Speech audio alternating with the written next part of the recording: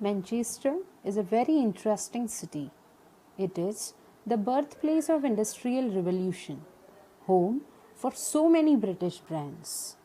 Welcome to this third lecture of Age of Industrialization. Children, as I have briefed you about Manchester being the very interesting city and the birthplace for Industrial Revolution, do you actually know how did it get this status? Well, not to worry. Here comes the concluding part of our lecture number 2, that is Manchester comes to India. Manchester is a British brand which was famous in mid 18th and 19th century, and somehow it talks about revolution that has taken shape because of India's raw material.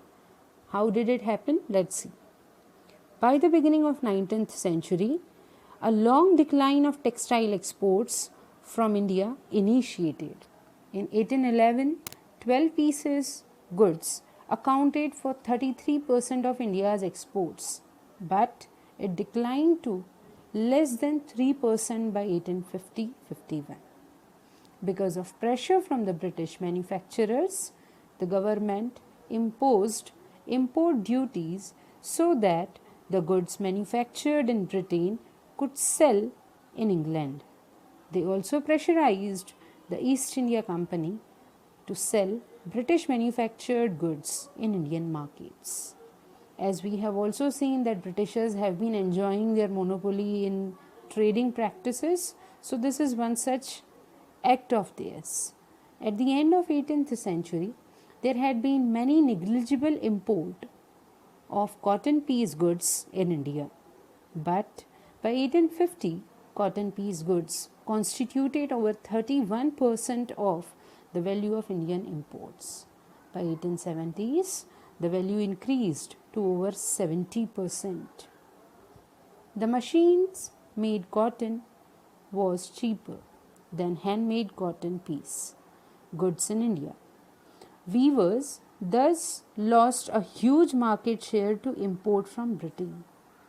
By 1850s, most of the cotton producing centers in India faced a steep decline. Now this was all because cloth was manufactured and produced in Britain, that is in Manchester, and because of its import to India, Indian weavers and Indian textile owners have been struggling hard to have their share in the trade market. The Civil War broke out in the US in 1860s. Due to that, the cotton supply from the US to Britain was cut off. Britain began to source cotton from India.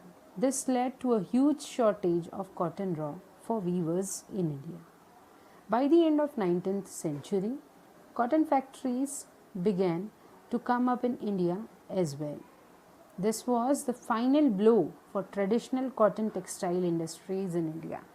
I hope children you have enjoyed learning about how did Manchester come to India. There is an interesting fact and a quote being well quoted regarding this Manchester.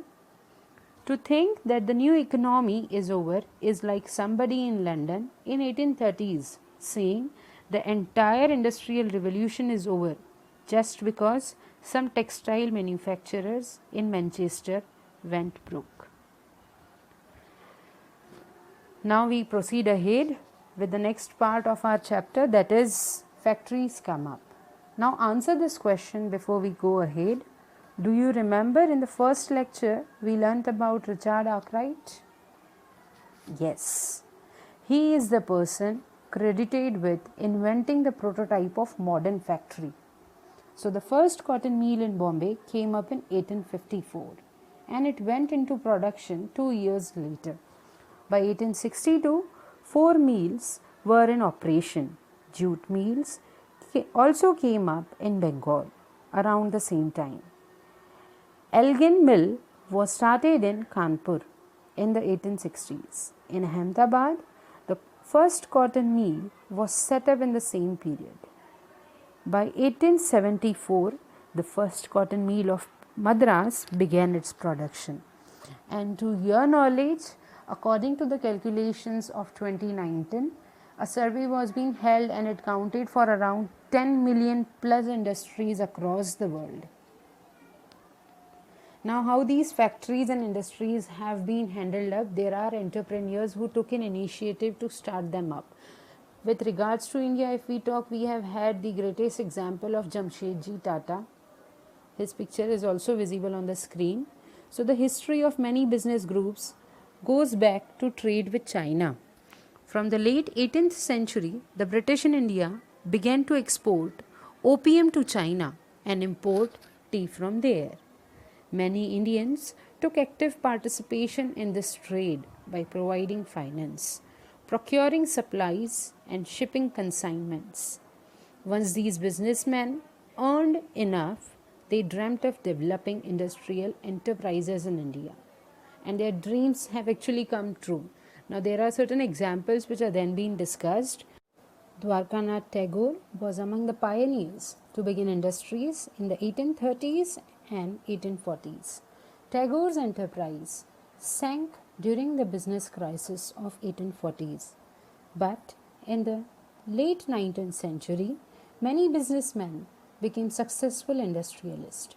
In Bombay, Parsis like Dinshaw Petit and Jamshedji Nusarwanji Tata went on to build huge industrial empires. Seth Hukumchand, a Marwari businessman, set up the first Indian jute mill in Calcutta in 1917. The Birla Group was similarly started by the successful traders from China. Now, there is a fact to know about Dwarkanath Tagore, children. Dwarkanath Tagore believed that India would develop through westernization and industrialization. That attracted him to invest in shipping, shipbuilding, mining, banking, plantation, and insurance. Capital was also accumulated through other trade networks like Burma, the Middle East, and Africa.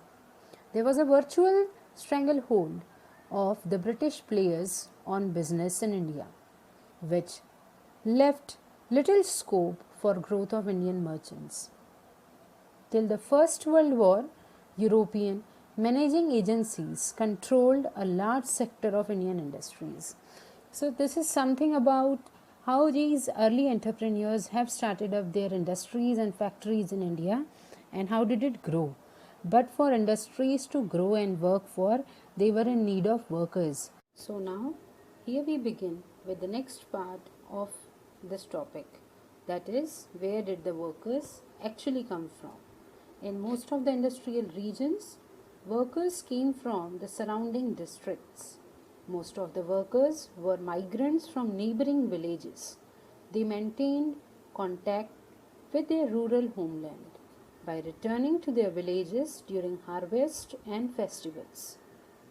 After some passage of time, workers began to migrate greater distances in search of work. For example, people from United Provinces began to migrate to Mumbai and Calcutta. Getting a job was not easy. Industrialists usually employed a jobber to hire new people. The jobber was usually an old and trusted worker.